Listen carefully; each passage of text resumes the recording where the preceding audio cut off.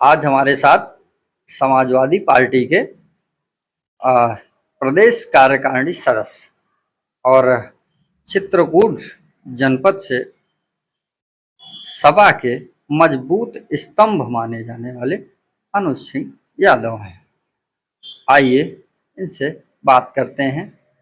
अनुज जी, ब्राह्मण इस समय भाजपा से बहुत नाराज चल रहा है। इसका फायदा, ब्राह्मणों की नाराजगी का फायदा आपकी पार्टी ले पाएगी या बीएसपी के प्रत्याशी हैं मयंक द्विवेदी, क्या ब्राह्मणों की भाजपा से नाराजगी का फायदा वो ले जाएंगे? ब्राह्मणों को अपने पाले में करने के लिए आपके पास में कौन सी योजना है और आप किस योजना के तहत ब्राह्मणों को मना पाएंगे? जनेश्वर मिश्रा समग्र ग्राम योजना चलाई थी। माननीय जनेश्वर मिश्रा जी के नाम पर तमाम ऐसी योजनाएं उन्होंने देने का काम किया। तो इस बार ब्राह्मण समाज भारतीय जनता पार्टी को आईना दिखाने का काम करने जा रहा है। और तो क्या ब्राह्मण समाज आपकी तरफ आ सकता है? बिल्कुल, हर समाज आ रहा है। समाजवादी पार्टी ने जो 5 साल 12 से 17 तक कार्य किया है, चाहे आपका परिक्रमा का चौड़ीकरण का कार्य रहा हो, चाहे जिले में एयरपोर्ट देने का काम रहा हो, चाहे आपके हवाई पट्टी और ये स्टेडियम देने का काम रहा हो, समाजवादी पार्टी ने कभी जातिवार भेदभाव नहीं किया, सर्व समाज को लेकर चली है। और 2022 के चुनाव में ब्राह्मण समाज का वोट हमको मिला है, तो हम ये कैसे कह दें कि ब्राह्मण समाज हमसे नाराज है। तो समाजवादी पार्टी सदैव ब्राह्मण समाज को भी सम्मान देने का काम किया। भाजपा का इस समय एक नया नारा चल रहा है, अयोध्या काशी अब हुई हमारी, अब मथुरा की बारी, है ना? तो क्या मथुरा के बहाने भाजपा सपा के जो बेस वोटर यादव हैं, तो क्या उनको अपनी तरफ करने की कोशिश कर रही है? क्या सफलता मिलेगी या सिर्फ नारा बन के रह जाएगा ये? देखिए, भारतीय जनता पार्टी धरातल में क्या विकास 5 साल में किया है, वो चीज में लोग नहीं बताते हैं। आज जब से कोविड की वैक्सीन लोगों ने लगाई है, तब से हार्ट अटैक के मामले बढ़ गए हैं, लोग आए दिन मर रहे हैं। उसमें नहीं भारतीय जनता पार्टी का कोई नेता बोल रहा, यहाँ तक कि मोदी जी की फोटो हटा लिया। और शिक्षा की बात नहीं करते, बेरोजगारी की बात नहीं करते, महंगाई की बात नहीं करते। इनसे 5 सवाल के अलावा अगर पूछ लें तो भारतीय जनता पार्टी के नेताओं की लार सूख जाएगी। भारत पाकिस्तान, हिंदू मुसलमान, शमशान कब्रिस्तान और धर्म के अलावा इनसे कोई विकास के मुद्दे पर अगर 5 मिनट कहीं भी बुलवा दिया जाए तो भारतीय जनता पार्टी के नेता पानी मांगते नजर आते हैं। लोगों का कहना है कि रोडों में बहुत अच्छा भाजपा विकास कर रही है। रोड ऐसी बनी है कि रोडों में गड्ढे और गड्ढों में रोड समा गई है। कई जगह कई ऐसी सड़कें हैं कि इनकी रोड आगे आगे बन रही, पीछे पीछे गड्ढे होते जा रहे हैं। तो ऐसी को रोडों को इन्होंने बनाया है कि तमाम ऐसी रोड इन्होंने एक बनाया था आपके पहाड़ी से सुरसेन तक। उस समय मंत्री जो थे उन्होंने कहा था कि एशिया की ये नई टेक्नोलॉजी से रोड बनी है। आज इस टेक्नोलॉजी में चले जाओ तो आपको धोखा पड़ जाए तो कहीं यमराज से मुलाकात हो जाए। कई जगह गड्ढे हैं, कई जगह रोड टूट चुकी। टेक्नोलॉजी काम नहीं की, कोई टेक्नोलॉजी काम नहीं किया। 20 जगह इस रोड में गड्ढे हैं और कह रहे थे एशिया की सबसे बड़ी पहली ऐसी टेक्नोलॉजी है जो चित्रकूट में नए तरीके से पहली ऐसी रोड बन रही है। वो आज 20 जगह से टूट गई और वो पर डे उसमें विभाग मलहम पट्टी करने का काम उस सड़क में कर रहा। तो नारा क्या करेगा? फायदा करेगा या नुकसान? देखिए, धर्म का मामला अपना है, हर व्यक्ति आस्थावान है, हर आदमी धर्म को मानता है, भगवान राम को मानता है, भगवान कृष्ण को मानता है, जिनके जो आराध्य देव हैं उनको मानते हैं। तो भारतीय जनता पार्टी हमेशा वही काम करेगी, लड़ाने का काम करेगी, भाई को भाई से लड़ाएगी, हिंदू मुसलमान लड़ाएगी। इससे तो हम सब लोग भगवान राम की प्राण प्रतिष्ठा पर स्वागत करते हैं कि सुप्रीम कोर्ट ने जो फैसला दिया, सर्व समाज ने उसको माना और स्वीकार किया और सुप्रीम कोर्ट ने उसको गाइडलाइन जारी करके भगवान राम के मंदिर को बनाने लेकिन भाजपा तो उसको अपनी उपलब्धि बता रही है। तो भारतीय जनता पार्टी से अगर पूछ लिया जाए कि ये लोग एक तरफ कहते हैं गाय हमारी माता है, जबकि जो सबसे ज्यादा जो कंपनी गाय काटती है उससे अब चंदा ले रहे हैं, तो काहे की माता? तो ये लोग धर्म का इस्तेमाल केवल राजनीति में करते हैं। वास्तविक ये लोग धर्म को नहीं मानते, ये अपने सामने धर्म को नहीं मानते। ये केवल और केवल राजनीति के लिए ये केवल धर्म की आड़ लेकर राजनीति की रोटियां खाते हैं और उनके पास कोई वो नहीं। मतलब इस नारे से यादवों पे कोई फर्क नहीं पड़ेगा। चाहे यादव हो चाहे सर्व समाज हो, समाजवादी पार्टी के साथ आज हर वर्ग प्रदेश का खड़ा हुआ है। और जो भी अभी तमाम चुनाव हुए, उपचुनाव, घोषी का उपचुनाव हुआ है, उसमें तमाम इन्होंने आरोप लगाया कि ये यहाँ तक कि अभी इनके तमाम नेता ऐसे हैं जो बयान दे रहे हैं कि जो भाजपा को वोट नहीं देगा वो देशद्रोही होगा। तो आखिर सबकी अपनी अपनी विचारधारा है, इसका मतलब वो जो भाजपा को पसंद नहीं करता सारे लोग देशद्रोही होंगे, वो आतंकवादी हो जाएंगे। भाई सबकी अपनी अपनी आस्था है। और जहां तक रही धर्म की बात, तो धर्म आदमी सब अपनी अपनी स्वेच्छा से अपने ईश्वर को मानता है, आराध्य को मानता है। इसमें भारतीय जनता पार्टी के मुझे लगता है कि सर्टिफिकेट की जरूरत नहीं है कि हम भारतीय जनता पार्टी से हमको बताए कि हम किस देवता को मानेंगे। ये हमारी स्वयं की मर्जी, हम किस देवता को। अनुज जी, बांदा लोकसभा में बीएसपी से प्रत्याशी हैं मयंक द्विवेदी और भाजपा से हैं आरके पटेल।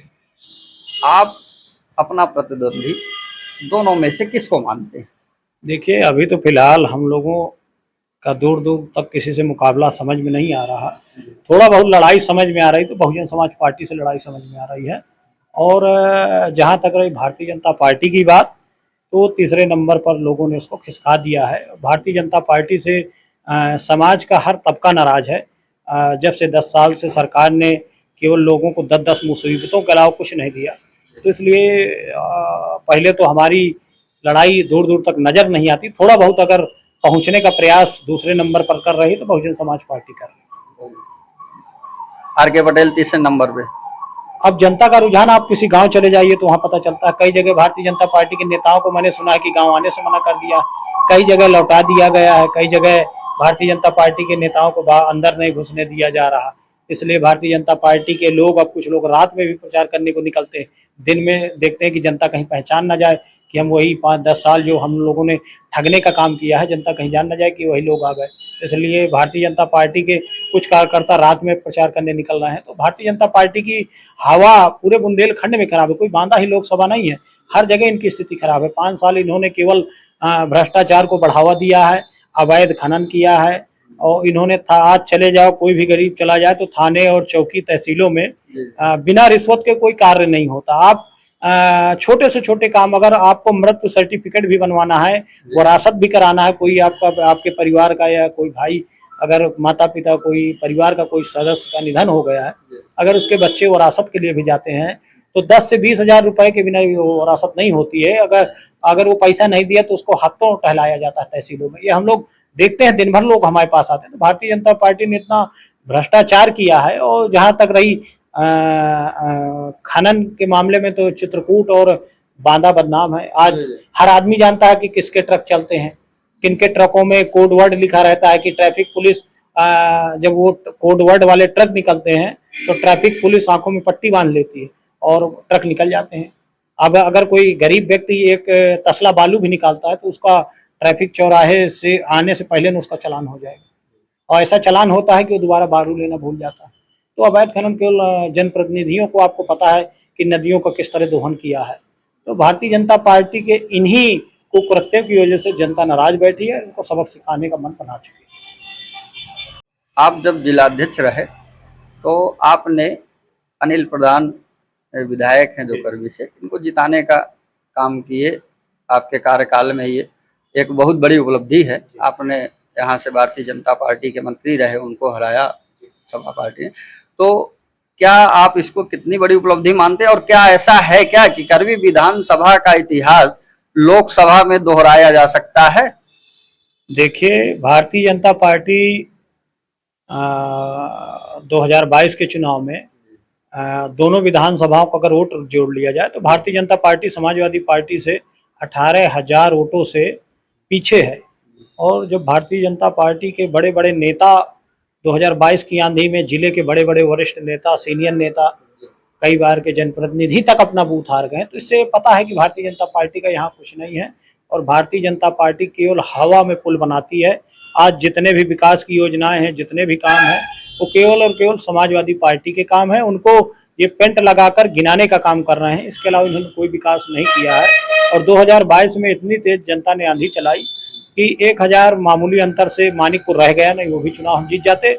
और यहाँ पर जनता ने पार्टी प्रत्याशी अनिल प्रधान जी को 1,04,000 मत देने का काम किया, जिससे उत्तर प्रदेश के कैबिनेट मंत्री, राज्य मंत्री चंद्रिका प्रसाद उपाध्याय को जनता ने हराने का काम किया।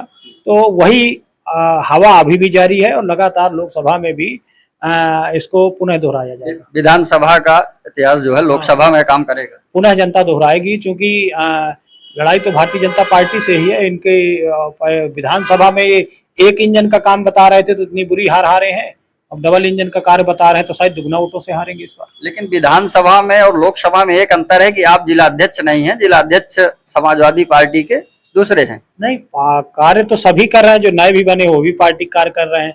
हमको जो जिम्मेदारी मिली हम भी कर रहे हैं लगातार। तो पार्टी का सारे कार्यकर्ता एकजुट हैं, सारे जनप्रतिनिधि एकजुट है पार्टी के, और सब लोग तन मन धन से 2024 के चुनाव में मजबूती से पार्टी प्रत्याशी को जिताने के लिए भरकस प्रयास कर रहे हैं। पार्टी में मतभेद नहीं है? कोई मतभेद नहीं है, पार्टी में कोई ऐसा मतभेद नहीं है, सारे लोग एक है। और भारतीय जनता पार्टी को सारे लोग मिलकर इस बार लोकसभा से बाहर करने का काम करेंगे। अनुज जी, आप 24 साल की उम्र में पूरे यूपी में सबसे युवा जिलाध्यक्ष रहे, और तब रहे जब समाजवादी पार्टी की सरकार रही और अखिलेश जी आए और आपको यहाँ से किसी को उम्मीद नहीं थी और आपको जिलाध्यक्ष बना दिया गया। अखिलेश जी के और आपके परिवार में क्या संबंध है? देखिए, जिस तरह समाजवादी पार्टी के नेता माननीय नेताजी रहे हों, श्रद्धेय नेताजी, चाहे अखिलेश यादव जी रहे हों, सदैव कार्यकर्ताओं को सम्मान देने का काम करते हैं। और 2013 में जब पिताजी का देहांत हो गया तो उस समय माननीय नेताजी को और माननीय अखिलेश भैया को पता चला, और उन्होंने उसके बाद घर आने का काम किया। और उन्होंने, चूँकि हम लोग को अनुभव था नहीं, उस समय हम लोग का BCA चल रहा था, BCA कंप्लीट हो गया था, तो उन्होंने फिर इसके बाद जिम्मेदारी दे दी जिला संगठन की। और शायद उस समय मेरी उम्र 24 साल थी, और शायद उत्तर प्रदेश में सबसे कम उम्र मेरी ही उस समय जिलाध्यक्षों की थी। 24 साल में मैं, मुझसे छोटा शायद जिले में कोई कम उम्र का नहीं था, मुझसे बड़े जितने भी थे सब सीनियर थे। तो उन्होंने 1 साल जिम्मेदारी दी और सत्ता के समय दी। 2014 का चुनाव भी था और उन्होंने जिम्मेदारी दे दी। उसके बाद लगातार मैं उसके बाद 4 बार जिलाध्यक्ष रहा और चारों बार अच्छे नतीजे आए। नगर पालिका भारतीय जनता पार्टी को, जब 2017 का नगर पालिका हुआ, भारतीय जनता पार्टी को हम लोगों ने 0 में आउट किया और यहाँ एक भी सीट भारतीय जनता पार्टी की नहीं जीत पाई, और नगर पालिका की जीत हमारी हुई, करवी नगर पालिका की। चर्चा थी कि अखिलेश जी ने आपसे नौकरी का ऑप्शन मांगा था और राजनीति का मांगा था, आपने राजनीति चुना था।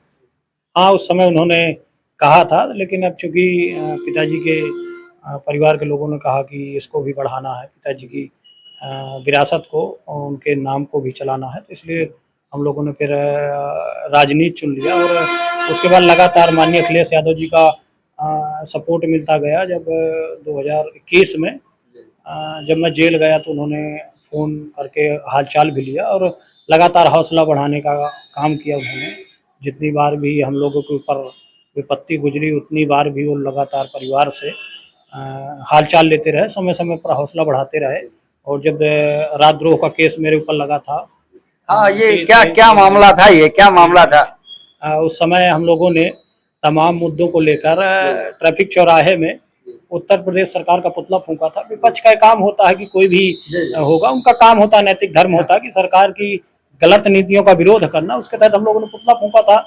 हम लोगों को पुतला फूंकने के एवज में प्रशासन ने पकड़ लिया और राजद्रोह जैसे गंभीर धारा लगा दिया, जो शायद कभी आज़ादी के समय महापुरुषों के ऊपर लगी थी, उस धारा को लगा दिया। और हम लोग को 3 महीने, चाहे 3 से 4 भाजपा ने आपको महापुरुष बना दिया, 5 महीने जेल में रखा। और इतनी बड़ी धारा लगाकर भाई हम लोगों ने केवल पुतला फूंका है, सरकार की गलत नीतियों का विरोध किया, उसमें हम लोगों ने कोई ऐसा गलत कार्य नहीं किया। मेरे हिसाब से लोकतंत्र में ये एक परिभाषा है, लोकतंत्र में एक सिस्टम है कि जो चुनी हुई सरकार है, अगर वो गलत नीतियां और गलत फैसले लेती है तो उनका विरोध करना विपक्ष का नैतिक दायित्व होता है। भाजपा भाजपा का आरोप था जी। कि आपने जो विरोध प्रदर्शन किया था उसमें योगी जी की तस्वीर जो है थोड़ा सा अशोभनीय। नहीं, ऐसा कुछ नहीं था उसमें। हमने योगी जी की केवल फोटो लगाई थी और उनके कपड़े पहनाए थे, उसमें ऐसा कुछ नहीं था मर्यादित।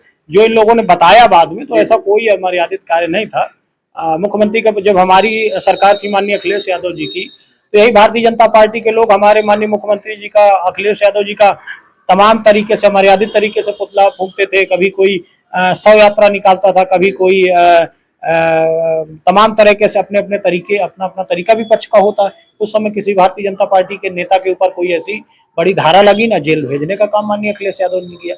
लेकिन इन लोगों ने बता दिया कि जब भारत सपा की सरकार आए तो भारतीय जनता पार्टी के जो ऐसे कार्य करें उनके ऊपर किस तरह से आपको बदला लेना, ये हमको शायद बता दिया है। मतलब बदला लेंगे आप? समय आएगा तो उसका सरकार और हमारे जो नेता हैं उनका अगर ऐसा कहीं पुतला फूंका जाएगा, ऐसा कुछ किया जाएगा, विरोध प्रदर्शन किया जाएगा, तो भाई स्वाभाविक है कि आगे आगे आप कर रहे हैं तो पीछे पीछे हम भी करेंगे। वही कारण, मतलब भाजपा वाले सावधान रहे। नहीं तो ये तो समय एक जैसा नहीं रहता ना, समय आता जाता रहता है, सत्ता आती जाती रहती। हम लोग भी सरकार में रहे, हमारे पिताजी 4 बार जिलाध्यक्ष रहे, फाउंडर मेंबर रहे। इससे पहले मेरे पास एक भी मुकदमा कोई ऐसा, या मेरे परिवार के ऊपर कोई एक भी ऐसा मुकदमा 107-16 तक की कोई FIR नहीं है कि जो हमारा कोई विवाद हुआ हो, कभी FIR हुई हो। लेकिन भारतीय जनता पार्टी की सरकार में 10 साल की सरकार होने जा रही है और हम लोगों को 14-14, 15-15 मुकदमे हो गए। राजद्रोह लगा है, सरकारी कार्य में बाधा लगा है। जय बार हम लोगों ने महंगाई बेरोजगारी को लेकर धरना प्रदर्शन किया, सड़क जाम का मुकदमा लगा है। तो ऐसे कम से कम 17-18 मुकदमे लगे हैं। लेकिन हम लोग भी लगातार झेल रहे हैं क्योंकि नेता का हमारे आशीर्वाद बना हुआ है और लगातार आगे भी इनसे बराबर लड़ाई लड़ेंगे। तो क्या अखिलेश जी से आपकी बात होती है? हाँ, कभी कभी उनका आशीर्वाद मिल जाता है, कभी कभी उनका आशीर्वाद, जैसे कोई ऐसा विषय हुआ, जिले का कोई ऐसी घटना हो गई तो यदा कदा उनका कभी बात हो गई तो उनसे संपर्क हो जाता है। और वो जैसे कोई बड़ी घटना है या कुछ ऐसी, अभी इसमें जो चित्रकूट इंटर कॉलेज में हुई थी घटना, जिसमें 4 निर्दोष बच्चे बम विस्फोट में मासूम बच्चे मारे गए, माननीय अखिलेश यादव जी की जब जानकारी उन्होंने पूछा और उन्होंने कहा कि चारों बच्चों के परिवार के पास चले जाना और शोक संवेदना व्यक्त करना, और इसको समय आने पर विधानसभा में उठाया जाएगा। क्योंकि भारतीय जनता पार्टी की ये नाकामी की वजह से, घटना लापरवाही की वजह से हुआ। और सबसे बड़ी शर्म की बात यह है कि भारतीय जनता पार्टी के जो चुने हुए जनप्रतिनिधि थे वर्तमान में, उन्होंने एक शब्द नहीं कहा, जबकि एक भारतीय जनता पार्टी का इनका नेता लड़ता रहा, उसने गलत नीतियों को बताया भी और उसको लगातार। कौन कौन? अब पूर्व सांसद इनके भारतीय जनता पार्टी के भैरव मिश्रा जी, उन्होंने बताया कि भाई इतनी बड़ी बारूद ले जाने का क्या काम था, और उसमें एक भी कार्रवाई प्रशासन ने नहीं किया। और एक भी ना तो उसमें आयोजक के ऊपर FIR हुई, ना उसमें आयोजनकर्ताओं के जो वहां पर मैं उसके मालिक थे उनके ऊपर कार्रवाई हुई, ना विस्फोट ले जाने, केवल खाना पूर्ति होती रही। और आज वो फाइल कहीं दब गई, उसका अता पता नहीं है। आज भी वो चारों बच्चों के परिजन न्याय की मांग कर रहे हैं, लेकिन प्रशासन के आंखों में कानों में जूं नहीं रेंग रही। और इतनी बड़ी घटना होने के बाद सुनने में बाद में ये आया था कि पीड़ित हैं जो बच्चों के घर वाले हैं, उनको ऐसे पुलिस प्रशासन ने घेर रखा था जैसे कोई बहुत बड़े आतंकवादी है। ये बड़ी शर्मनाक घटना है। चित्रकूट में जो इतनी बड़ी घटना हुई, कभी ऐसी घटनाएं नहीं हुई हैं और प्रशासन की लापरवाही का नतीजा है। लेकिन कोई कार्रवाई नहीं की गई, ना जनप्रतिनिधि उस समय जो भारतीय जनता पार्टी के जनप्रतिनिधि थे वो भी एक शब्द नहीं बोले इतनी बड़ी घटना में, वो केवल मूक दर्शक बने देखते रह गए। तो ये बड़ी शर्म की बात है। और इसका जिले में काफी आक्रोश था, अभी भी लोगों में आक्रोश है। आज तक कोई दोषी पकड़ा नहीं गया, ना किसी के ऊपर कार्रवाई। पूरे जिले में चर्चा रही कि पूर्व सांसद भैरव प्रसाद मिश्रा जी सपा से चुनाव लड़ सकते हैं, क्या कहाँ बात अटक गई? नहीं, सुन तो हम भी रहे थे कि भारतीय जनता पार्टी के पूर्व सांसद भैरव मिश्रा जी अपना तैयारी कर रहे हैं, लेकिन हमसे उनका कोई ऐसा कोई संपर्क नहीं हुआ। ना हम लोगों ने भी नाम सुना था उनका कि नाम चल रहा उनका, लेकिन ऐसा क्या हुआ ये तो हम नहीं बता सकते। उनकी क्या उनकी किन से बात हुई, क्या कैसा हुआ। लेकिन एक बात है कि वो चाहे सरकार हो या ना हो, विपक्ष हो, वो जो जो एक विपक्ष के नेता की भूमिका होनी चाहिए, जो गलत नीतियों का विरोध करता हो तो वो करते रहते हैं समय समय पर। और हमेशा आगे भी करते रहे हैं। अपनी भाजपा के पास अपना अपना विपक्ष है। कई बार उन्होंने भ्रष्टाचार का आरोप लगाया सरकार के ऊपर। कई बार यहीं एसपी को भी उन्होंने सीएमओ हॉस्पिटल में लताड़ा था, जब वो घटना हुई थी ट्रक वाली, उसमें भी लताड़ने का काम किया।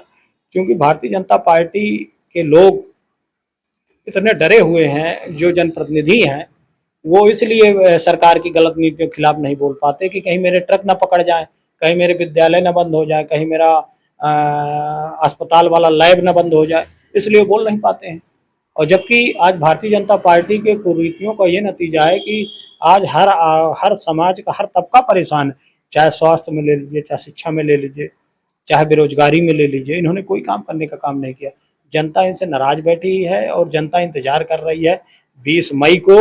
उसी दिन भारतीय जनता पार्टी को आईना जनता दिखाने का काम करेगी। अनुज जी, आप जनता के बीच लगातार जा रहे हैं, तो वहाँ से जो आप किस योजना, कैसे आप उनको समझा रहे हैं कि आप सपा को वोट दीजिए, और क्या उनको बताने का काम कर रहे हैं? आपको क्या लगता है कि वो सपा का साथ देंगे, आपकी योजनाओं से संतुष्ट होंगे या नहीं? आप उनको समझा पा रहे हैं कि नहीं? देखिए, इधर लगातार हम लोगों के कार्यकर्ता और पदाधिकारी हम लोग लगातार क्षेत्रों में जा रहे हैं और जनता समाजवादी पार्टी के कार्यकर्ताओं की, नेताओं की बात को सुनती है और उनको समझाने का काम हम लोग लगातार कर रहे हैं। और जिस तरह जनता में जो आवाज़ उठी है कि चाहे भारतीय जनता पार्टी जब पहली बार 2014 में इनको सरकार बनानी थी, उस समय मोदी जी ने नारा दिया था कि हम प्रत्येक गरीबों के खाते में 15-15 लाख रुपए देंगे। उसका मुद्दा जनता उठा रही है, उसकी मांग कर रही है। दूसरा, इन्होंने प्रत्येक साल 2 करोड़ नौकरी देने का वादा किया था, वो भी नहीं पूरा हुआ। इन्होंने स्मार्ट सिटी बनाने का काम किया था कि स्मार्ट सिटी हम बनाएंगे, वादा किया था, वो स्मार्ट सिटी का था पता नहीं है। इन्होंने कहा था कि हम प्रत्येक किसान की आय बढ़ाएंगे, किसानों की आय नहीं बढ़ी है। भारतीय जनता पार्टी के नेताओं की आय बढ़ गई। किसानों को सम्मान निधि दे रहे हैं। सम्मान निधि तो समाजवादी पार्टी के समय उनको समाजवादी पेंशन भी तो मिलने का काम करता था। आप एक तरफ कह रहे हैं किसानों की सम्मान निधि आप दे रहे हैं, किसानों की फसलों को क्या भाव आप ले रहे हैं? उनकी फसलें, आज गेहूं 2200 रुपये प्रति कुंटल लिया जा रहा है और 2200 रुपये कुंटल वो किसान एक तो तमाम आपदाओं से जूझा है, चाहे पथरा पड़ा हो, चाहे बारिश हुई हो, उसके बाद भी किसी तरह थोड़ा बहुत फसल बचा रहा है। तो उसको कौड़ियों के भाव आप ले रहे हैं 2200 में। उसका ना तो खाद का लौट रहा है, ना बीज का लौट रहा है, ना उसकी सिंचाई लौट रही है। 2200 में कर क्या लेगा वो? इसी के बाद जब आप किसानों से ले लेंगे तो जब इसको ब्लैक में बेचेंगे तो आप इसको दाम तिगुना चौगुना कर देंगे। तो आखिर ये बीज की जो ये काला बाजारी है, जनता इसको जानना चाहती है कि आखिर सरकार कर क्या रही है। एमएसपी के दाम अभी तय नहीं कर रही है कि भाई किसानों की सही फसल का सही मुआवजा मिल जाए, लागत मिल जाए, वो नहीं मिल पा रही है। तो किसान इससे नाराज है। लगातार इधर अन्ना पशुओं से किसान नाराज है। लगातार किसान खेतों में पशुओं के लिए इन्होंने भाजपा सरकार ने गौ आश्रय केंद्र खोले हुए हैं, गौशालाएं हर ग्राम पंचायतों में है, नगर पंचायतों में है। तो उसका कोई फर्क नहीं पड़ रहा है क्या? गौशालाओं का ये हाल है कि प्रधान से कभी अकेले पूछो तो 500 गालियां देते हैं भारतीय जनता पार्टी को, उनकी सरकार को। आज किसी भी गौशाला में चले जाइए, जेसीबी से खुदवा लीजिए, 10-10, 20-20 गाय और बछड़े मरे हुए, अन्ना पशु मरे हुए पड़े हैं, उनको दबा दिया गया है। क्योंकि वहाँ उचित संसाधन, एक तरफ आप 6-6 महीने से प्रधानों का वेतन नहीं दे रहे हैं, गौशाला का भुगतान नहीं कर रहे हैं। प्रधान कितनी बार, भाई जो मध्यम वर्गीय प्रधान है बेचारा, वो कितनी बार गांव से सहायता लेकर, चंदा लेकर चारा भूसा कराएगा? आप उनको भुगतान नहीं दे रहे हैं समय पर, जिससे वो गौशालाओं का संचालन कर सके। आप किसानों अन्ना पशुओं की कोई व्यवस्था नहीं कर पा रहे हैं। गौशालाओं में तो जानवर मर रहे हैं, रात में गौशालाओं से छोड़ देते हैं लोग, डर की वजह से कि कहीं पाप ना लगे, जानवर मर जाए भूखे प्यासे, इसलिए लोग छोड़ देते हैं। सरकार कोई प्रबंध ही नहीं कर पाती। इनका केवल कागज में चारा भूसा चल रहा है, पानी चल रहा है, चारा चल रहा है, भूसा चल रहा है। इनका मंत्री आएगा तो केवल यहाँ दर्शन के उद्देश्य से आता है, पिकनिक मनाने, उसके बाद चला जाता है। किसी गौशाला में कायदे से निरीक्षण नहीं किया, और इसी गौशाला में निरीक्षण करेगा जहाँ 2-4 गायों को, बछड़ों को शैम्पू से धो दिया जाएगा, उनको गुड़ रख दिया जाएगा और बढ़िया चारा अलग से, एक हरा चारा थोड़ा सा काट के ले आएंगे, उसको स्टाइल से खिलाएंगे, वीडियो बना के डाल देंगे। आप किसी वास्तविक गौशाला में अचानक छापा मारिए, आपको गौशाला की हकीकत पता चल जाए कितने जानवर मरे हुए। कुछ दिनों पहले एक हिंदू संगठन है, वो उसके पदाधिकारियों और जो है पशु चिकित्सा अधिकारी के बीच में कुछ विवाद हुआ था, तो किस कारण से? भाई वो लोगों ने मांग साइट उठाई थी कि तमाम पशु ऐसे मर रहे हैं, वहाँ डॉक्टर साहब की मजबूरी थी कि भाई सरकार जितना हमको दे रही है, जिस हिसाब से कह रही है, उस हिसाब से हम लोग देख रहे हैं। अब उनका क्या ऐसा कौन सा मामला हुआ, हालांकि अराजकता नहीं फैलाना चाहिए था, उसको गाली गलौज किया था अधिकारी को, तो ये नहीं करना चाहिए था। सरकार इसकी अनुमति नहीं देती है कि आप किसी के ऊपर गाली गलौज करें, किसी को जान से मारने की धमकी दें, ये ना करना चाहिए। अगर आप सरकार से अगर मांग कराना चाह रहे हैं तो आप वास्तविक गौ सेवक हैं तो सरकार से अपनी कहकर बजट दिलाइए प्रधानों को कि गौओं की अच्छी से सेवा हो सके। जब बजट ही नहीं आ पा रहा तो प्रधान क्या अपना खून बेचकर उनकी सेवा कर पाएगा? क्या करेगा प्रधान जब कोई चारा की व्यवस्था, ना भूसे की व्यवस्था, ना पानी की व्यवस्था। आज किसी भी गौशाला में चले जाओ, तपी हुई टीन के नीचे खड़े होंगे जानवर और बिना चारे और बिना भूसा के खड़े होंगे। गौशालाओं में कोई व्यवस्था नहीं है, आप कह रहे हैं? सारी गौशालाएं अव्यवस्थित पड़ी हैं। उसका मुख्य कारण है कि सरकार बजट नहीं दे रही। 6-6 महीने से बजट रोके हुए हैं। कई बार प्रधानों ने डीएम के यहाँ ज्ञापन भी दिया, आंदोलन भी किया, तो कोई सुनने को तैयार ही नहीं। जब सरकार ऊपर से दे ही नहीं रही तो प्रधान क्या करेगा भाई? अनुज जी, भारतीय जनता पार्टी हमेशा आरोप लगाती है सपा और कांग्रेस पर कि ये मुस्लिम हितैषी पार्टी हैं और हिंदुओं की खिलाफत करने वाली हैं। तो क्या ये आरोप सही है या गलत है, या सिर्फ इसको चुनाव में यूज किया जाता है, या हकीकत में ऐसा है? देखिए, मैं तो मानता हूँ कि जिसकी सबसे अच्छी मुस्लिम समाज में रिश्तेदारियां हों वो ज़्यादा हितैषी रहेगा। कि भारतीय जनता पार्टी के जितने भी बड़े नेता हैं उनकी सबकी रिश्तेदारियां मुस्लिमों के यहाँ हैं। आप पता कर लीजिए, जितने भी बड़े बड़े देश के टॉप लीडर हैं उनकी रिश्तेदारियां मुस्लिम परिवारों में। तो ये जो कह रहे हैं, आरोप लगा रहे हैं, और फिर मुस्लिम भी तो देश का नागरिक है, कोई बाहरी थोड़ी है। मुस्लिम समाज भी तो देश का नागरिक है, उनको भी तो जीने का हक है, उनको भी अधिकार है। आखिर उनको ये थोड़ी है कि उनको हम सरकार आतंकवादी घोषित कर देगी। भाई जो इस देश का नागरिक है, जो इस देश में पैदा हुआ है, बाबा साहब का संविधान, डॉक्टर भीमराव अम्बेडकर जी का संविधान है कि संविधान की जो प्रस्तावना है उसमें साफ ऊपर लिखा हुआ धर्मनिरपेक्ष, धर्मनिरपेक्ष लिखा हुआ है। तो संविधान में ऐसी कोई चीज़ नहीं है। भारतीय जनता पार्टी इसको केवल उनकी तुष्टिकरण की राजनीति शुरू से रही है। इनके पास 5 मुद्दे अगर भारतीय जनता पार्टी के हटा दिए जाए तो भारतीय जनता पार्टी का ना कोई विकास है, ना कोई विकास का एजेंडा है, ना नीतियां हैं। ये केवल हवा में तीर मारते हैं और कुछ नहीं है। आज आखिर ये जो तुष्टिकरण का हमारे ऊपर आरोप लगा रहा है कि भारतीय जनता, मोदी जी ने अभी तमाम जगह उन्होंने कहा कि गरीबों की संपत्तियां लूटकर मुस्लिम को दे दी जाएंगी, आरक्षण लूटकर मुसलमानों को दे दिया जाएगा। कांग्रेस ने घोषणा किया है, तो आखिर घोषणा पत्र को आप पढ़िए तो पहले ढंग से, उसमें ऐसा कहीं उल्लेख नहीं है। आपने केवल और केवल उसको जनता को भड़काने के लिए कि 510 साल के मैं अपनी कमियां न गिना सकूं, इसलिए भारतीय जनता पार्टी ऐसी राजनीति लाती है। और उनका कोई उद्देश्य नहीं है, उनका केवल 4 चीज़ों पर फोकस रहता है: हिंदू मुसलमान, भारत पाकिस्तान, शमशान कब्रिस्तान और आपका मंदिर मस्जिद के अलावा कोई विकास का एजेंडा नहीं है, ना कोई विकास की इनकी नीतियां हैं। केवल और केवल टोटल फेल सरकार है। लगातार जनता को गुमराह करने का भारतीय जनता पार्टी का काम करती है। मैं आज भारतीय जनता पार्टी के नेताओं से पूछना चाहता हूं कि 5 काम ऐसे जो चित्रकूट में हुए हों बता दें कि जिससे सर्व समाज का हित होता हुआ। कोई ऐसा काम नहीं है। एयरपोर्ट जो हमने बनाया है, हमारी सरकार ने बनाया है। बच्चों के लिए स्टेडियम देने का काम हमारी सरकार ने किया है। करबी का बस अड्डा जो बना हुआ है उसको हमारी सरकार ने दिया। 4 लेन सड़क जो उनके सांसद जी अपने घोषणा पत्र में गिनाए हैं, बेड़ी पुलिया से सीतापुर, सपा सरकार की देन है। और आपका यहाँ से खोही से लेकर कलिंजर संपर्क मार्ग तक मड़फा होते हुए माननीय अखिलेश यादव जी ने सड़क देने का काम किया। आपका जो लक्ष्मण पहाड़ी में रोपवे बनवाया है, एशिया का पहला रोपवे उत्तर प्रदेश का, माननीय अखिलेश यादव जी। आपने कई जगह जो है उद्घाटन होने से पहले उद्घाटन कर दिया, क्या कारण रहा इसका? भाई जनता को ये लोग गुमराह करते हैं। सपा के काम को ये लोग 100 रुपए का पेंट लगा के बताते हैं कि हमारी सरकार ने कर दिया। एयरपोर्ट में भी इसी तरह इन्होंने किया, कोई 1 रुपए बजट देने का काम नहीं किया। पूर्व में माननीय नेताजी ने इस एयरपोर्ट की नींव रखी है, 2005 के समय में। उसको माननीय अखिलेश यादव जी ने उस पट्टी को, बगल की पट्टी को बड़ी कराया, विस्तारीकरण कराया और उसमें करोड़ों रुपए बजट देने का काम किया, तो जिससे उसका काम निरंतर जारी था। उसके बाद भारतीय जनता पार्टी ने कहा कि एयरपोर्ट हमने दिया, बस अड्डा इन्होंने उद्घाटन किया, वो भी सपा का देन है। आपका लक्ष्मण पहाड़ी का रोपवे है, उसको भी मंत्री जी पहुंच गए उद्घाटन करने। लेकिन इससे पहले तो आपने कर हम दिया। लोग को उद्घाटन करना पड़ा। भाई जब ये लोग जनता को बेवकूफ बनाते हैं तो जनता को हमको हकीकत बताने में क्या दिक्कत? हम लोग हकीकत बताएं, जनता जानती भी है।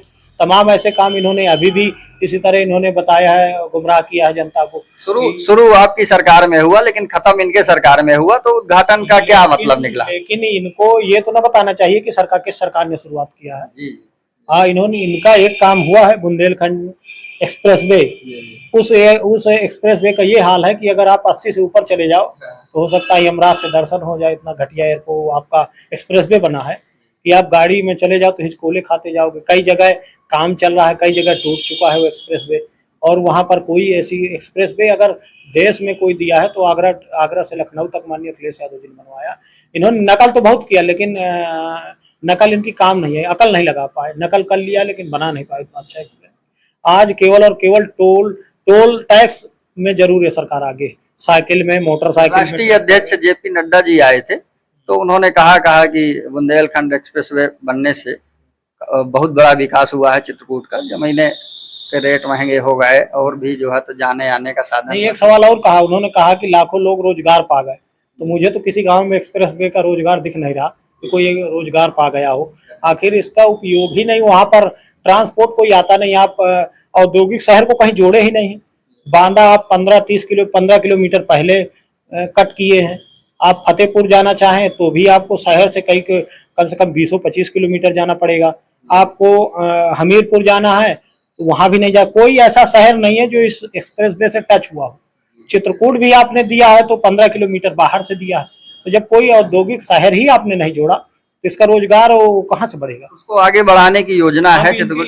इसी तरह इनकी योजनाएं चलेगी। इनकी योजना हमेशा वो चलती है कि ये शुरुआत करेंगे 2022-24 में और उसका अंत बताएंगे 1947 में, वो 2047 में कि 47 तक विकसित हो जाएगा। पाठा पेयजल योजना इनकी चल रही है, हर घर जल योजना, हर घर में जल योजना। आज हालात देख लीजिए आप, मानीपुर के तमाम ऐसे गांव हैं, गोपीपुर है आपका, उधर करौहा है, तमाम उधर 1 दर्जन गांव है जहाँ पे पेयजल की कोई सुविधा नहीं। वो लोग बैलगाड़ियों में, टैंकरों में पानी लाते हैं। आज 90% गाँवों में पानी नहीं इनका पहुंच रहा, केवल टोटी बना दी गई है, वो केवल पाइप डाल दिया गया है। और जो वर्षों से 10-10, 20-20 साल से जो सीसी सड़कें हैं उनको जरूर भारतीय जनता पार्टी ने खोद दिया है। ताकि जी एक अतीक अहमद और मुख्तार अंसारी, ये दोनों आपकी नजर में क्या है? देखिए, प्रशासन की नज़र में चाहे जो भी अपराधी हो, अगर प्रशासन की नज़र में आया है तो प्रशासन का काम है कि उसको न्यायिक प्रक्रिया के तहत सजा देना। आप भारतीय संविधान में जो दंड संहिता है उसमें साफ उल्लेख है कि कितना भी कोई बड़ा अपराधी क्यों ना हो, जब वो भारतीय संविधान और भारतीय न्याय प्रणाली के तहत आता है तो संवैधानिक प्रक्रिया होती है। आखिर आपने जज बनाया है, कोर्टें हैं, आपका हाई कोर्ट है, आपका उच्चतम न्यायालय है, या मतलब गलत हुआ उनके साथ, ये आखिर क्यों बनाए हैं आप? ये तो हाई कोर्ट में ताला लगा दीजिए, सुप्रीम कोर्ट में ताला लगा दीजिए। मैं तो कहता हूँ हाई कोर्ट के ऊपर इतने मुकदमे पेंडिंग पड़े हैं, हजारों लाखों, इनसे निपटने के लिए हाई कोर्ट में ताला लगाए, सबको गोली से मरवा दीजिए, एक तरफ से इनकाउंटर करा दीजिए, मामला खत्म हो जाएगा। अगर मुकदमे ही आधार है उसके मरवाने का, तो इस तरह तो प्रदेश के मुख्यमंत्री और उप मुख्यमंत्री जी के ऊपर मुकदमे लगे हैं जिसमें तो केवल मुकदमे ही व्यक्ति का अपराधीकरण का सर्टिफिकेट है, तो फिर एक तरफा कार्रवाई करिए आप। मतलब गलत हुआ उनके साथ। ठीक है, अपराधी थे अतीक अहमद, तो आप अपने रिश्तेदारों को क्यों बचा रहे हैं? जो 25,25,000 की इनामियां हैं, जिनके 150 मुकदमे हैं, चाहे धनंजय सिंह हो, चाहे ब्रजेश सिंह हो, चाहे आपके तमाम ऐसे बाहुबली हैं जो योगी जी के बिरादरी से आते हैं, उनको आप क्यों बचा रहे हैं? वो उनको या फिर राष्ट्रीय संत घोषित कर दिए, अपराधी तो भी हैं। उनमें से किसका इनकाउंटर किया है आपने? केवल एक ही वर्ग का, विकास दुबे। क्यों आप विकास दुबे का इनकाउंटर? वो तो मजबूरी थी इनकी, उसको भी न्यायिक प्रक्रिया के तहत इनको सजा देना चाहिए था। विकास दुबे को पकड़ के आप न्यायिक प्रक्रिया के तहत, आपकी न्याय प्रणाली कहाँ ला ही रहे थे, लेकिन वो भागने की कोशिश में जो है, तो इसका मतलब कि आपने संवैधानिक जो दायरा बना हुआ है उसका उल्लंघन क्यों कर रहे हैं? अब जो संविधान बना हुआ है उसका उल्लंघन क्यों कर रहे हैं? इसमें सरकार ने मानवाधिकार सरकार के आयोग- मुताबिक जो है तो ला रहे थे, रास्ते में जो है तो मानवाधिकार ऐसी आयोग दुर्घटना ने- हुई और भागने के प्रयास में मारे गए। मानवाधिकार आयोग ने दर्जनों नोटिस दिया है कि तमाम ऐसे लोग हैं जो जिनको आप जबरदस्ती रास्ते में पकड़ के मार दिया, किसी की गाड़ी पलट गई, किसी को आपने अभी एक यहाँ इनका एक ये आपके चित्रकूट के बगल से पड़वनिया गांव है, जी, एक जी। भालचंद यादव है, जी, जी। वो आ रहा था सतना से, हाँ। पेशी से, उसको यहाँ के एसटीएफ के लोगों ने पकड़ के मार दिया, पत्थरों से कूच कूच के मार दिया और कह दिया कि भाग रहा था, 50,000 इनाम लिया था। दोनों भाई आ रहे थे, एक भाई को आपने मार दिया, दूसरे को कह दिया कि दोबारा ये चीज किसी से बताना नहीं तुम्हारा भी एनकाउंटर कर दिया है। वो किसी तरह भागते भागते आया, अपने घर बताया। कोर्ट में जब वो मामला पहुंचा तो एसपी के ऊपर जितनी टीम है एनकाउंटर करने वाली सबके ऊपर एफआईआर है। तो आखिर पे ये एफआईआर क्यों हो गई? आपको उस एसपी को आपको राष्ट्रपति पुरस्कृत करना चाहिए था अगर उसने वास्तविक अपराधी को पकड़ा था और अगर वो दौड़ रहा था, इनामिया था। आपने कोर्ट से आके उसको रास्ते में ढकेल कर गिरा कर उसको पत्थरों से मार दिया, कह रहे एनकाउंटर है, अपराधी था। तो आखिर उसमें फिर एफआईआर आपकी क्यों हो गई? अभी तक सरकार ने उस एसपी को नहीं हटाया, उसको प्रमोशन के ऊपर प्रमोशन दे रहा है। तो आखिर सरकार ही तो ऐसे चीजों को बढ़ावा दे रही। आप एक वर्ग को ही क्यों टारगेट कर रहे हैं? आज पिछड़े जितने भी इनकाउंटर होंगे, ज्यादातर देख लीजिए आपके पिछड़े वर्ग के लोग होंगे, अल्पसंख्यक समाज के लोग होंगे। आखिर इनके रिश्तेदार क्यों नहीं पकड़े जाते? तमाम ऐसे माफिया हैं जिनके ऊपर 150 मुकदमे हैं। अभी कोर्ट से एक बरी हुआ है इनका अपराधी, उसका इनकाउंटर क्यों नहीं होता? कुलदीप सेंगर का इनकाउंटर क्यों नहीं हुआ? उसका घर क्यों नहीं गिरा? आपके इनका घर क्यों नहीं गिरा? ब्रजेश सिंह का घर क्यों नहीं गिरा? वो भी तो उसके 100 मुकदमे हैं। तो उसको या फिर राष्ट्रपति पुरस्कार दे के दिला दीजिए। अनुज जी, राम मंदिर, भाजपा जिसे अपने चुनावी रैलियों में इसको अपनी बड़ी उपलब्धि बता रही है और अखिलेश जी अभी तक दर्शन करने नहीं गए, या कांग्रेस के बड़े नेता हैं वो भी दर्शन करने नहीं गए, तो उसको एक मुद्दा बना रही है कि जो है तो विरोधी है राम मंदिर के। तो इसमें आपका स्टैंड क्या है और क्या हिंदू वोटर राम मंदिर विपक्षी नेताओं के ना जाने से क्या भाजपा को वोट कर सकता है क्या? नहीं, ऐसा कुछ नहीं, ये कोई मानक नहीं। भारतीय जनता पार्टी हमको टिकट कब से बांटने लगी कि राम मंदिर कब जाना कब नहीं जाना। जी, जी। ये देश में जो धर्म के मंदिर बने हुए हैं, जो हमारे देवी देवता हैं, उनमें भारतीय जनता पार्टी टिकट कब से बांटने लगी कि हम इस मंदिर में कब जाएंगे, उस मंदिर में कब जाएंगे। अपनी आस्था है, जिस दिन भगवान राम बुलाएंगे उस दिन अखिलेश भैया जाएंगे, उनका पूरा परिवार जाएगा, हम लोग भी जाएंगे। आप भी जाएंगे? भारतीय जनता पार्टी के कहने से हम लोग नहीं जाएंगे। भारतीय जनता पार्टी उसमें भारतीय जनता पार्टी अपना टिकट लगा के सबको बांट रही है कि आइए इस डेट को फलाने नेता जाएगा, इस डेट को ढिकाने नेता जाएगा। ये आस्था व्यक्तिगत विषय है। हम लोग मैं पिछले 10 साल से पर डे कंटिन्यू 1 घंटा भगवान कांतानाथ जी का परिक्रमा करता हूँ। अब मैं भारतीय जनता पार्टी वालों को भी कहने जाऊंगा क्या कि आप भी चलिए कांतानाथ की परिक्रमा करने? ये तो अपनी अपनी आस्था है। या बसपा वालों को कहने जाऊंगा या कांग्रेस वालों को, ये अपनी अपनी आस्था है। जब हमारे नेता अखिलेश यादव जी आए, वो भी चित्रकूट का परिक्रमा किए और वो अपने यहाँ एक बहुत बड़ा मंदिर बनवा रहे हैं भगवान कृष्ण का। तो भारतीय जनता पार्टी केवल धर्म की आड़ में असली कार्य कर रही है, आरक्षण खाने का कार्य कर रही है, नौकरी प्राइवेट सेक्टर में जो सरकारी कंपनियां हैं उनको ढेलने का काम कर रही है, रोजगार न देना पड़े इसलिए धर्म की आड़ लिए हुए है, लोगों को महंगाई न बताना पड़े इसलिए धर्म का आड़ लिए हुए है, लोगों को कानून व्यवस्था के बारे में न बताना पड़े इसलिए धर्म का आड़ लिए। भारतीय जनता पार्टी की ढाल ही धर्म है। ये केवल अपनी कमियों को न बता पाए, जनता के बीच कमियां न जान पाए, इसलिए ये लौट के फिर वही पुराना राग लापेंगे। इनके पास वही काम ही बचा, इसके अलावा कोई काम नहीं बचा।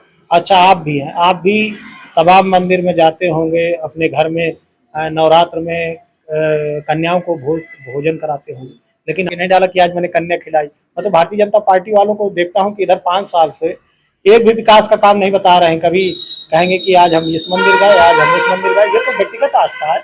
हम लोग जहाँ जाएंगे तो हम भगवान को के सामने सर कौन नहीं झुकाएंगे बताइए? हर आदमी जाता है, चाहे जिस मंदिर जाएगा। तो ये भारतीय जनता पार्टी का सर्टिफिकेट हम लोग को होना चाहिए। भारतीय जनता पार्टी वाले अपना सर्टिफिकेट लिए रहें, अपने नेताओं को बताते रहें। जिस दिन हम लोग को भगवान का बुलावा आ जाएगा उस दिन चले जाएंगे। माननीय अखिलेश यादव जी भी जाएंगे, हम लोग भी जाएंगे। आप चुनाव बाद जाएंगे? बिल्कुल, जिस दिन मौका मिल जाएगा उस दिन चले जाएंगे। जिस दिन उनको टाइम मिल जाएगा, फुर्सत मिल जाएगी, उस दिन चले जाएंगे। भारतीय जनता पार्टी का ये केवल चुनावी वो है, चुनाव के लिए उनके पास कोई मुद्दे नहीं, इसलिए लौट पौट के वही काम इनके पास बचा है, केवल एक ही काम बचा है। इनके अलावा ना तो जनता महंगाई से मर रही है, बेरोजगारी से मर रही है। आज चित्रकूट में, मानिकपुर में कम से कम हजारों युवा, पाठा के युवा सूरत, पंजाब, गुजरात में कमा रहे हैं। एक भी रोजगार न होने की वजह से वो लोग बेचारे कमा रहे हैं, हजार हजार, 2-2 हजार की तिहाड़ी कर रहे हैं। लेकिन भारतीय जनता पार्टी के इधर 8 साल से ऊपर सरकार हो गई प्रदेश में, और देश में 10 साल पूरे हो गए, लेकिन कोई ऐसा काम चित्रकूट में कोई इंडस्ट्री नहीं लगी। इन्होंने कहा था कि हम डिफेंस कॉरिडोर चालू हो गया, आखिर कब चालू होगा? 5 साल तो काट लाए चालू करते करते, अब 5 साल काट लिया बनाते बनाते।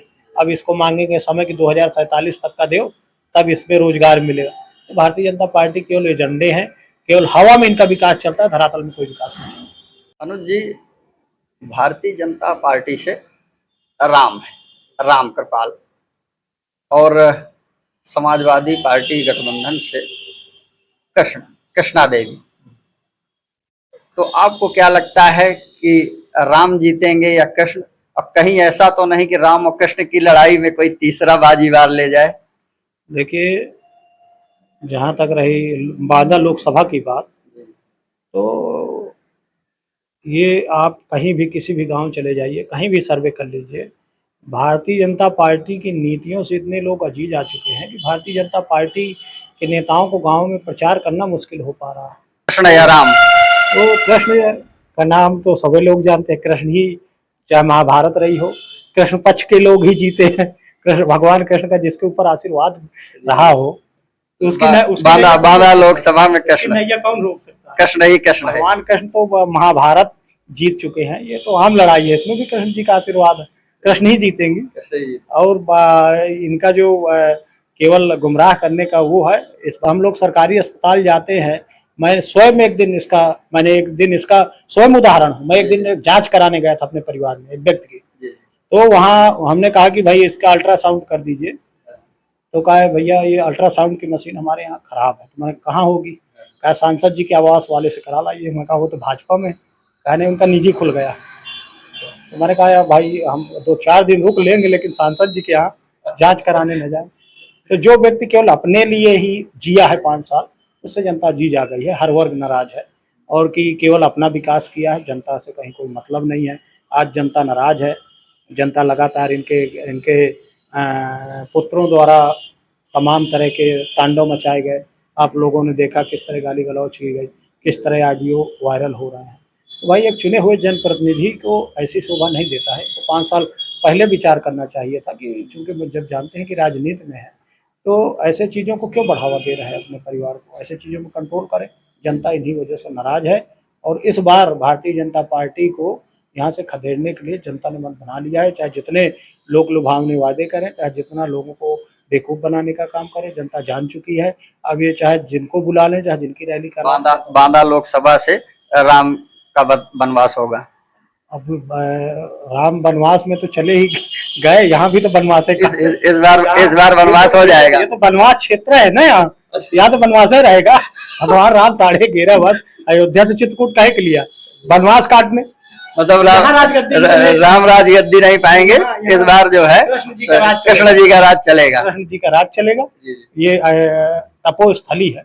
यहाँ कुछ दिन यहाँ भगवान राम जी तपस्या किए थे, इनको भी तपस्या करनी चाहिए कुछ दिन, जनता के बीच रहकर राज गद्दी भगवान कृष्ण को सौंप दे और वनवास काटे, कुछ दिन सेवा भाव करें, ताकि जनता की नाराजगी दूर हो सके। जिनके इन्होंने काम नहीं किया, जिनका इन्होंने विकास नहीं किया, उनसे मिले, क्या नाराजगी है, क्या लोगों में आक्रोश है, उसको भांपे। आज मैं देखता हूं कि भारतीय जनता पार्टी के जो पुराने से पुराना कार्यकर्ता है, वो तक घर से नहीं निकल रहा। वो कह रहा मैं वोट तो डाली हूं मगर प्रचार न करी। ये दशा है भारतीय जनता पार्टी। अभी कल ही जेपी नड्डा जी का कार्यक्रम हुआ, तमाम ऐसी फोटो इन्हीं के कार्यकर्ताओं ने वायरल किया, जिसमें कोई सो रहा है, कोई नीचे देख रहा है, कोई खोया हुआ। और देश के सबसे बड़ी पार्टी का राष्ट्रीय अध्यक्ष बोल रहा है, किसी का मन नहीं लग रहा। वो जान चुके हैं केवल इनकी बातें करना, मन की बात करना, हमारी बात सुनना नहीं है। नड्डा जी नाराजगी दूर नहीं कर पाए। नड्डा जी अब यहाँ की नब्ज थोड़ी न जानते हैं। नड्डा जी कि यहाँ क्या स्थिति है। यहाँ हमारे सांसद ने कौन से ऐसे काम किया है, जो कौन सी कमियां छोड़ा है। यहाँ के लोकल के लोग जानते हैं उनकी स्थिति क्या स्थिति है इस बार। अनुज जी, बीजेपी प्रत्याशी हैं आर.के. पटेल। इनका कई वीडियो वायरल हो रहा है जिसमें ये जनता से माफी मांग रहे हैं, और एक पुराना वीडियो इनका वायरल हो रहा है जिसमें ये गठबंधन प्रत्याशी को वोट देने के लिए बोल रहे हैं। तो क्या ऐसा कारण है जिनको माफी मांगने की जरूरत पड़ रही है इनको? देखिए, जिस तरह भारतीय जनता पार्टी के प्रत्याशी जनता से माफी मांग रहे हैं, इससे सिद्ध होता है कि 5 साल उन्होंने कोई काम नहीं किया, ना तो क्षेत्र में विकास किया है। वो केवल और केवल उनके बारे में सुनने को मिला है कि वो केवल 5 साल बालू के कारोबार में मगन रहे हैं, जिससे जनता नाराज है और लगातार इनको गांवों में लौटाया जा रहा है, जिसकी वजह से उनको सार्वजनिक माफ़ी मांगना पड़ा मीडिया को बुलाकर कि मैंने किसी गलती किया हो, भविष्य में कोई ऐसी गलती हुई हो, मैं भी इंसान हूँ। तो आखिर जहाँ एक सांसद को अपनी 5 साल के विकास की योजनाएं गिनाना चाहिए, तो विकास की योजनाएं न गिनाकर माफ़ी मांग रहे हैं, माफ़ी मांगकर काम चला रहे हैं। इससे साफ है कि भारतीय जनता पार्टी हताश और निराश हो चुकी है बांदा लोकसभा में, और सांसद जी कितनों जतन कर लें, इस बार भारतीय जनता पार्टी की दाल गलने वाली नहीं है। इस बार जनता ने मन बना लिया है बदलाव का, और इस बार बदलाव करके रहेगी। माफ़ी मांगने से यही सिद्ध होता है कि आपने 5 साल काम नहीं किया, क्षेत्र में झांकने का काम नहीं किया, विकास करने का काम नहीं किया। आप केवल और केवल व्यक्तिगत अपने लोगों को, अपने परिवार के लोगों तक सांसदीय कार्यकाल को सीमित रखा है, जिससे जनता बेहद नाराज है, और इस बार माफ़ी भी इनकी काम नहीं आएगी।